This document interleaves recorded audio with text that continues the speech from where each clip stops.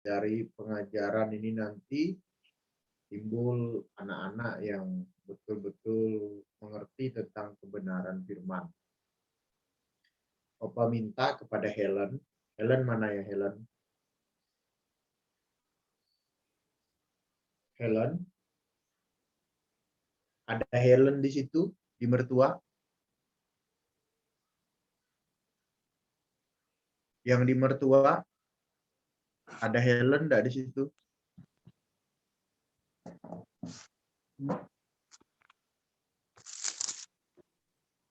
Ada yang lihat Helen di situ? Halo, yang di mertua.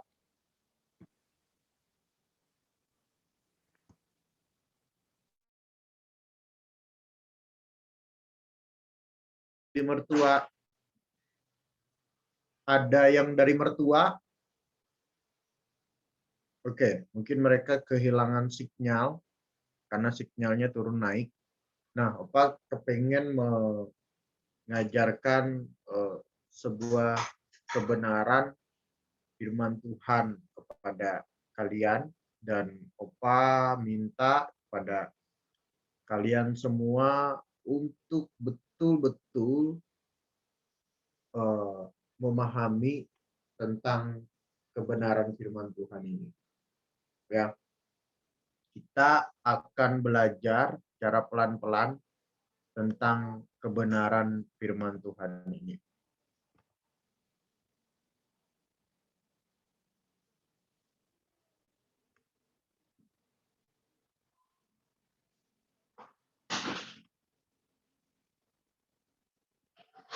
Bisa lihat semua? Bisa, Opa. Oke. Apa judulnya, Santi? Percaya Yesus. Oke. Nah, pada malam hari ini kita akan belajar tentang apa yang dimaksud dengan percaya Yesus. Ada 3 bagian nanti yang menjadi tugas dan tanggung jawab kalian. Karena setelah selesai dari pengajaran ini, kalian akan diminta untuk mengirimkan 3 bagian itu kepada Helen. Jadi bisa dikirimkan kepada Helen untuk bisa kalian tulis di dalam WA seperti pada hari Senin kemarin pada materi Opaham. Percaya Yesus. Apakah yang dimaksud dengan percaya Yesus? Banyak orang bisa ngomong, saya percaya kepada Yesus. Tetapi sangat sulit bagi dia untuk bisa memahami tentang percaya Yesus. Opa sejak lahir datang ke gereja. Datang ke gereja untuk ngapain? Untuk memuji Tuhan. Untuk kor di depan. Untuk diajarin paduan suara. Dan Opa selalu mengatakan bahwa Opa ini adalah orang yang percaya kepada Yesus. Nah, apa yang menjadi hal yang perlu kita pahami dalam percaya Yesus? Oleh sebab itu, kata percaya ini sering kita dapatkan di dalam EE ada 3 unsur katanya. Ada pengetahuan, ada persetujuan, dan pengandalan. Nah, tetapi bukan hanya itu saja. Ada konsekuensi logis dari kehidupanmu ketika engkau berkomitmen untuk percaya kepada Yesus. Nah,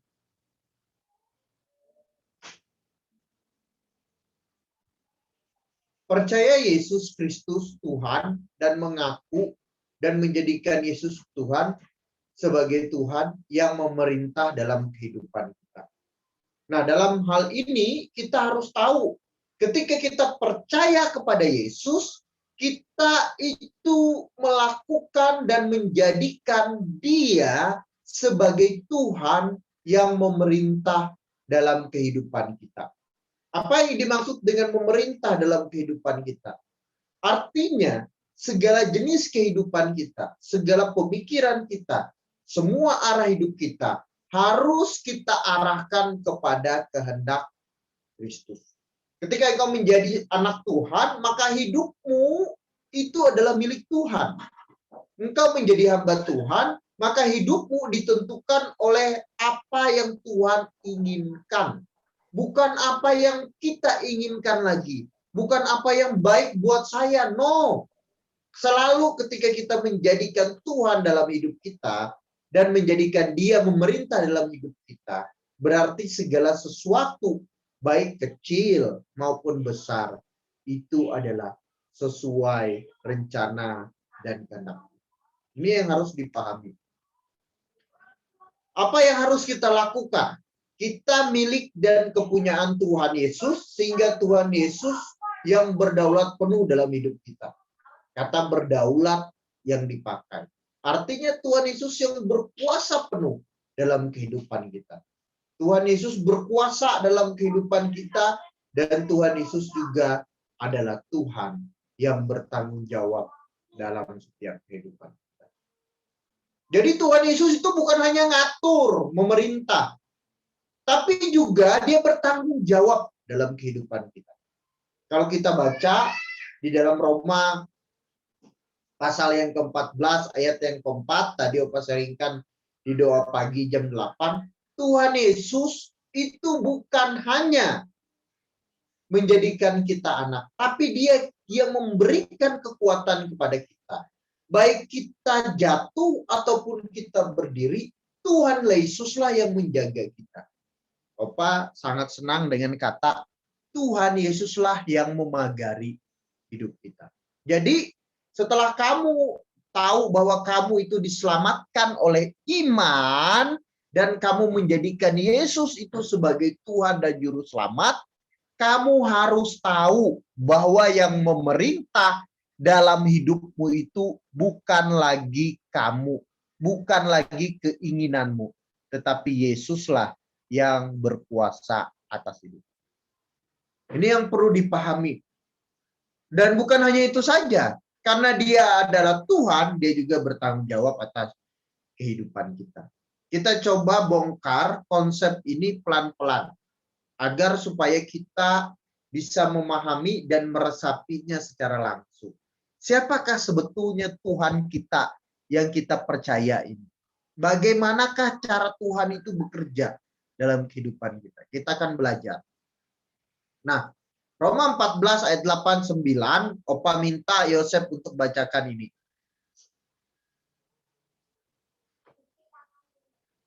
Yosef.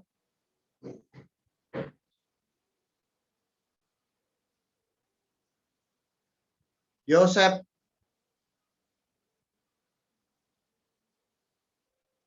Cek Yosef. Sabar Opa cari Alkitab. Oh.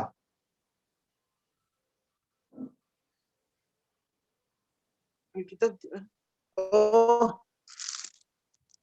Roma 14 ayat 8 dan 9. Sebab jika kita hidup untuk Tuhan, dan jika kita mati untuk Tuhan. Jadi baik hidup atau mati, kita adalah milik Tuhan.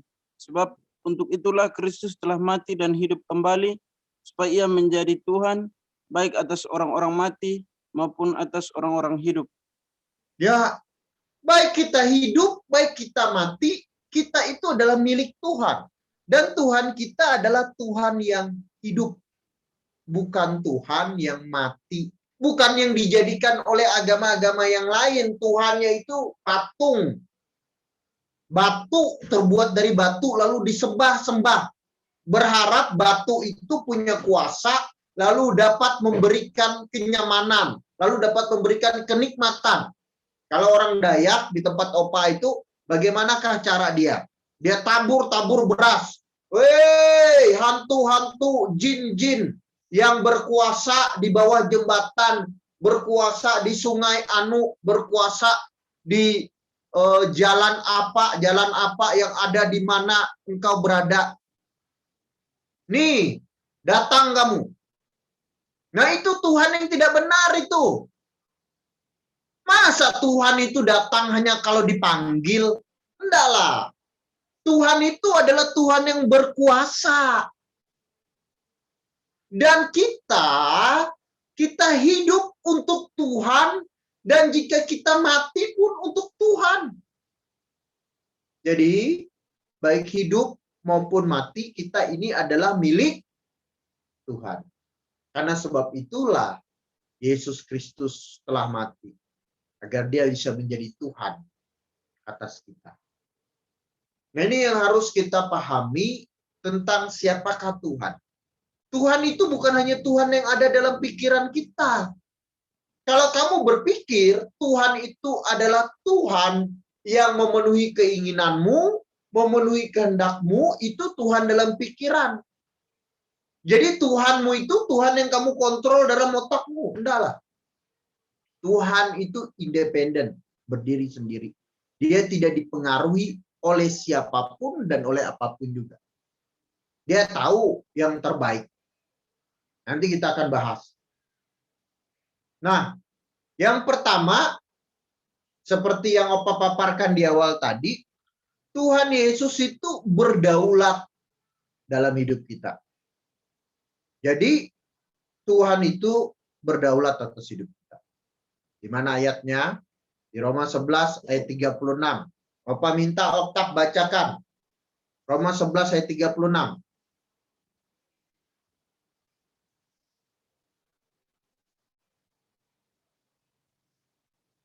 Okta.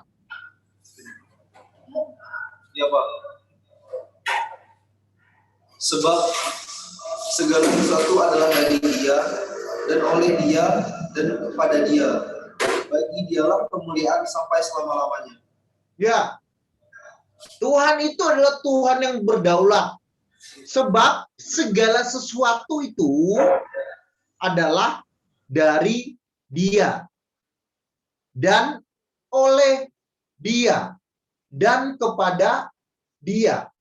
Dia yang maksud di sini siapa? Yesus. Jadi, Opa ingin sampaikan kepada kamu semua, Tuhan yang kita sembah, Yesus yang kita sembah, Yesus yang kita puji adalah Yesus yang berdaulat.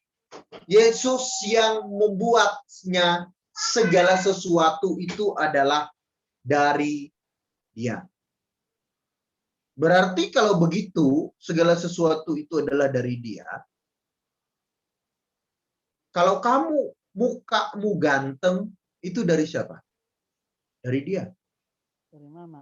Kalau kamu pada saat ini mukamu tidak ganteng, itu dari siapa? Dari Dia. Kalau kamu punya tubuh dalam hidupmu itu sempurna, itu dari siapa? Dari Dia. Minta maaf, kalau kamu punya tubuhmu yang tidak sempurna, itu dari siapa? Dari Dia. Dan semuanya oleh Dia. Dan semuanya itu adalah kepada Dia. Jadi semuanya dari Yesus, oleh Yesus, dan semuanya tujuannya adalah kepada Yesus. Saya mau sampaikan sekali lagi, Tuhan kita itu adalah Tuhan yang berdaulat. Ingat bahwa Yesus yang kita sembah itu adalah Yesus yang berdaulat. Ini yang harus dicatat dan dilaporkan kepada Helen yang menjadi catatan kalian. Dan semuanya adalah bagi Dia kemuliaan sampai selama-lamanya. Manusia tidak pernah dan tidak akan diizinkan Tuhan mengambil kemuliaan Tuhan. Tapi manusia yang berdosa, kita akan lihat dalam hidup kita. Kita ingin dipuji, kita ingin disanjung, hati-hati. Kalau ada sudah orang memuji kamu dan kamu merasa diri kamu hebat, berarti kejatuhanmu sudah dekat. Kalau engkau membanggakan dirimu dan kamu merasa kamu itu yang paling luar biasa, hati-hati. Tandamu kejatuhan sudah dekat. Karena Tuhan kita adalah Tuhan yang cemburu, yang membalas kesalahan anak, kesalahan bapa kepada anak-anaknya, dan kepada keturunan ketiga dan keempat. Jadi Tuhan ingin sampaikan kepada kita pada malam hari ini bahwa Tuhan yang kita sembah, Tuhan yang kita puji sekarang adalah Tuhan yang berdaulat. Dan semuanya adalah segala sesuatu itu dari Dia, oleh Dia, dan kepada Dia. Dan semuanya itu hanya bagi kemuliaan bagi Tuhan sampai selama-lamanya. Apa yang disampaikan oleh Ayub? Tetapi jawab Ayub kepadanya, engkau berbicara seperti perempuan gila. Apakah kita mau menerima yang baik dari Allah, tetapi tidak mau menerima yang buruk?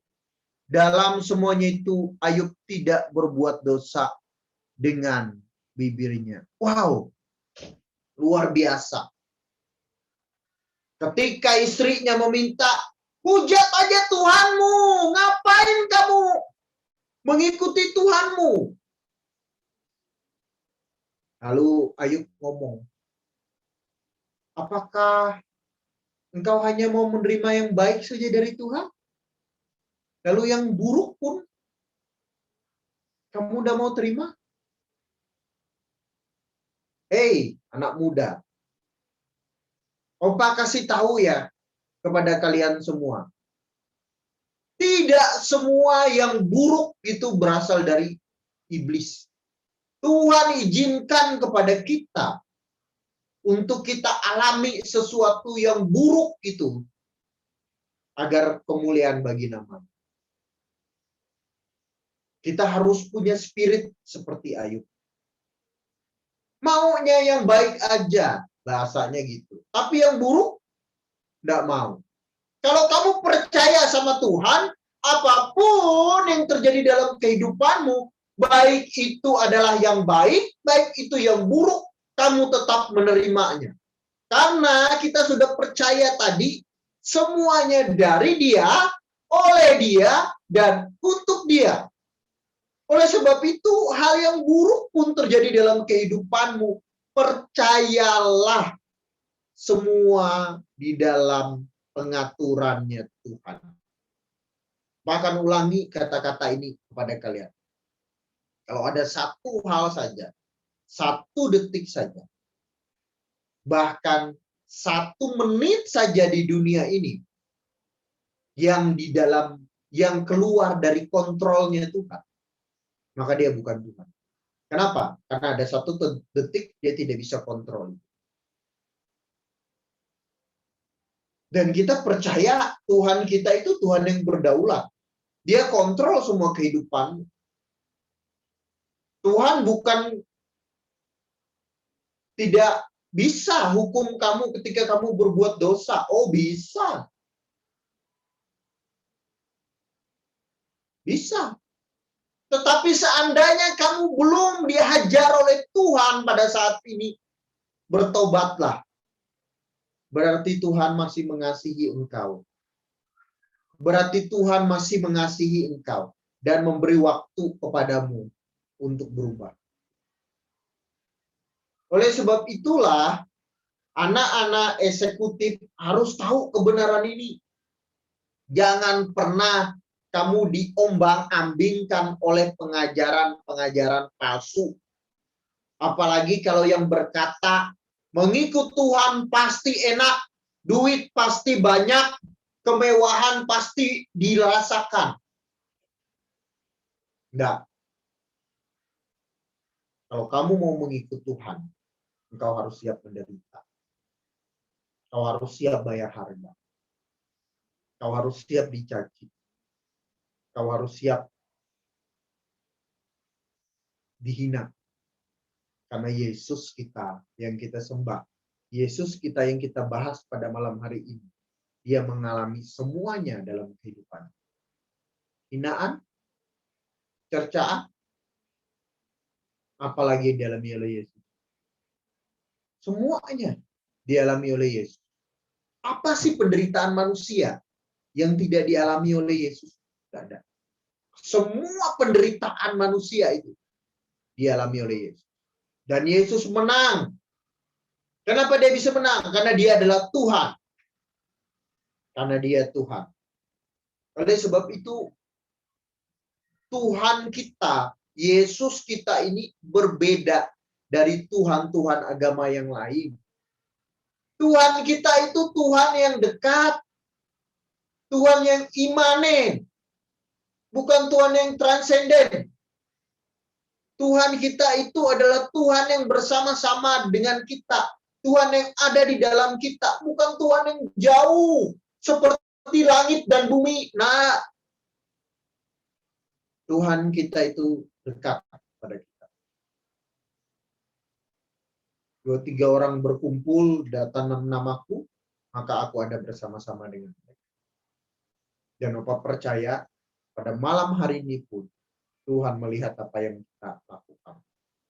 Biarlah semuanya ini untuk kemuliaan nama Tuhan.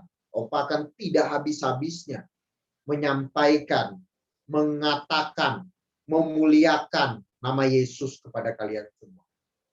Karena itu tanggung jawab Opa. Opa harus sampaikan Yesus yang benar. Bukan Yesus yang dari kata orang. Tapi Tuhan Yesus yang betul-betul Opa alami. Tuhan Yesus yang betul-betul Opa kenal. Tuhan Yesus yang bertanggung jawab. Nanti kita akan bahas dalam kehidupan kita. Dan Tuhan yang berkuasa.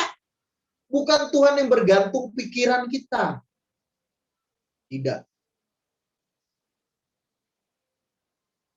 Apakah kamu mau jadi seperti istrinya Ayub? Tidak. Mari kita belajar seperti Ayub.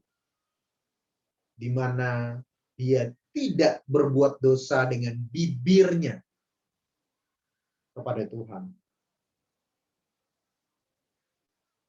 Dia mau menerima yang baik maupun menerima yang buruk. Aneh ya Pak, bukankah kalau kita yang rohani itu semua yang baik-baik? Enggak. Bukankah kalau kita jadi orang Kristen itu kita mendapatkan semua yang enak-enak? Enggak. Tidak enak, tidak baik. Karena baik belum tentu benar. Enak belum tentu benar. Yang kita terima adalah sesuatu yang benar. Kalau kamu kepengen yang enak, itu belum tentu benar. Kalau kamu pengen sesuatu yang baik, juga belum tentu juga itu benar.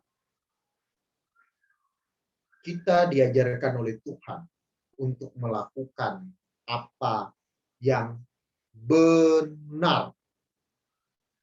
Jadi pertimbangan kita bukan lagi pada level seperti ajaran-ajaran agama yang lain, bagaimana supaya mendapat kenikmatan, bagaimana supaya mendapatkan kebaikan. No. Kita sudah tidak pada tahap itu lagi sebagai murid Kristus. Kita melakukan apa yang benar di hadapan Tuhan. Sulit ya, sulit. Artinya orang Kristen akan mengalami hal yang sulit? Ya. Artinya orang Kristen akan mengalami hal yang tidak enak? Ya.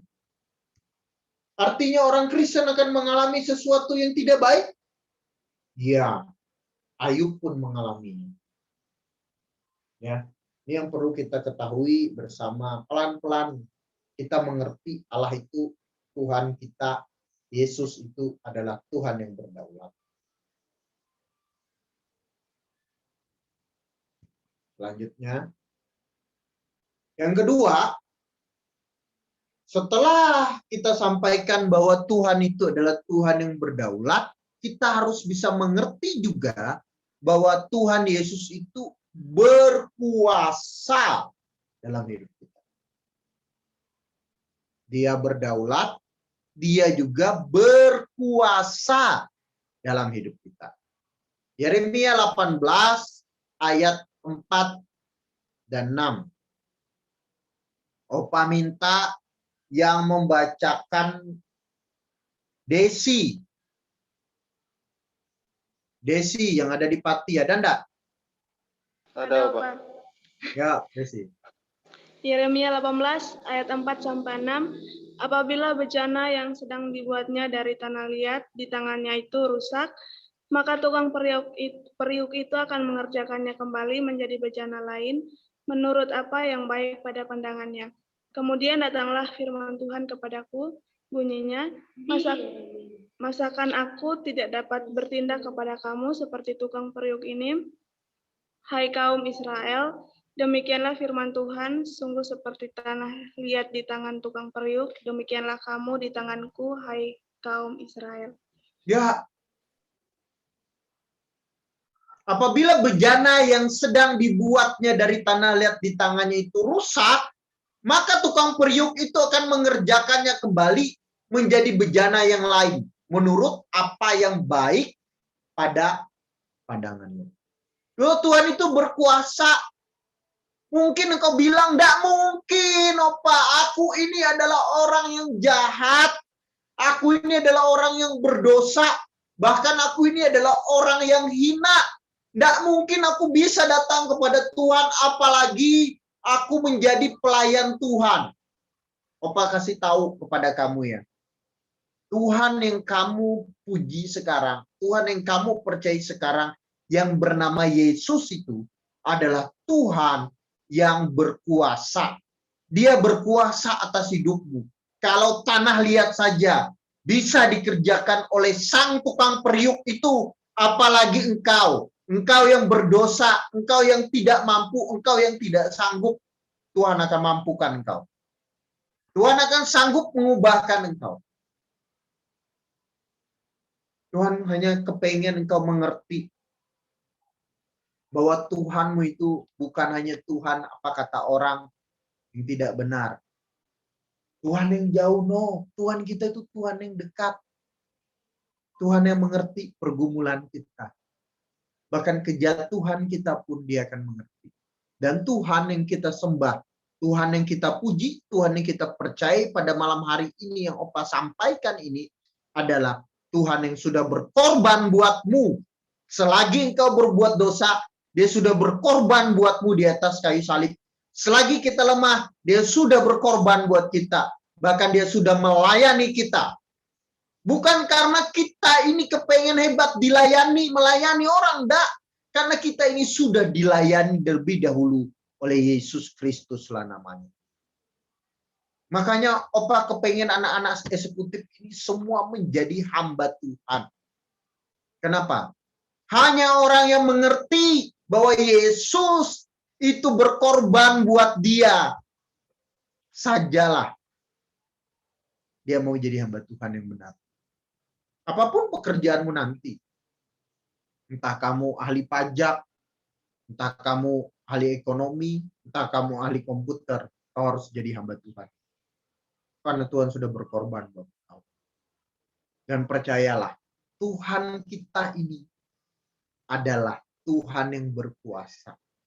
Tuhan yang bisa melepaskan kamu dari masalah hidupmu yang kelam itu. Tuhan yang mampu mengubahkan hari ini juga papamu yang sedang menghina kamu. Tuhan yang bisa mengubahkan hati ibumu. Tuhan yang bisa mengubahkan hati kakakmu. Tuhan yang bisa mengubahkan hati keluarga. Bahkan Tuhan bisa mengubahkan hati kamu pada malam hari. Opa enggak tahu apakah kalian sudah bosan dengan cerita Opa bahwa Opa ini dulu penjahat, perampok, pembunuh, penarkoba, peminum, pemabuk. Itu yang Opa lakukan. Pengganggu. Tidak ada orang yang senang sama Opa. Tidak mungkin, tidak mungkin. Tapi itulah kebaikan Tuhan. Tuhan mengubahkan hidup Opa sehingga pada malam hari ini Opa bisa menceritakan Yesus Kristuslah yang mengubah hidup Opa. Kalau hidup Opa yang dulu begitu parahnya, bisa Tuhan rubahkan, apalagi hidupmu yang sekarang.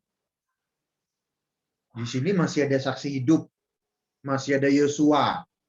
Yosua dulu waktu Opa tuh nakal-nakalnya, dia ikut Opa, dia lagi SD. Opa kalau sudah mabuk, gangguin dia di kamarnya. Kalau sudah mabuk, waduh, Opa bawa cewek keluar masuk, tidak ada lagi yang bisa menghalangi Opa. Habis di rumah itu Opa jual barang. Mau itu koran kah, mau itu besi yang dah guna kah, semua Opa jual buat beli narkoba. Gak ada yang mau percaya. Gak ada yang mungkin. Gak ada yang pernah berpikir. Tapi hari ini Tuhan rubahkan Opa. Kalau Opa yang begitu berdosa ini saja, Tuhan bisa rubahkan. Karena Tuhan berkuasa. Apalagi hidup. Kamu masih lebih baik dari Opa yang dulu. Kamu masih lebih luar biasa dari Opa yang dulu. Bahkan kamu lebih beruntung daripada Opa yang dulu. Nggak ada yang ingatkan Opa, jangan kau merokok. Baca Alkitab tiap hari. Kalau nggak baca Alkitab ditegur. Nggak ada. Serius ini Opa. Nggak ada. Opa berupaya hidup Opa itu menyenangkan hati Opa. Dengan uang, dengan segala macam cara. Apa yang terjadi? Nggak ada. Malahan Opa malu. Kalau harus lihat orang yang Opa kerjain dulu. Wanita yang Opa ganggu dulu. Opa jadi malu. Opa mabuk dulu, ketemu orang. Ya sekarang udah bisa cerita. Malu Opa. Dulu tuh loh, kamu tuh loh datang, badanmu tuh gemetar karena kamu tuh menggunakan narkoba. Cerita sekarang. Ya meskipun dengan ketawa-ketawa ya. Tapi Opa tuh malu banget. Nggak ada tuh enaknya. Makanya anak-anak yang masih berpikir enak itu merokok, enak itu minum, enak itu narkoba, sudahlah. Opa sudah melalui semuanya. Kalau kamu ngomong kamu penjahat, Opa lebih penjahat dari kamu. Tapi Tuhan kita itu Tuhan yang berkuasa. Dia sanggup merubahnya. Dan pada hari ini juga, Tuhan kita yang berkuasa itu juga sanggup merubah hidupmu. Yang ketiga, ini yang terakhir. Tuhan Yesus bertanggung jawab dalam hidup kita. Yang pertama,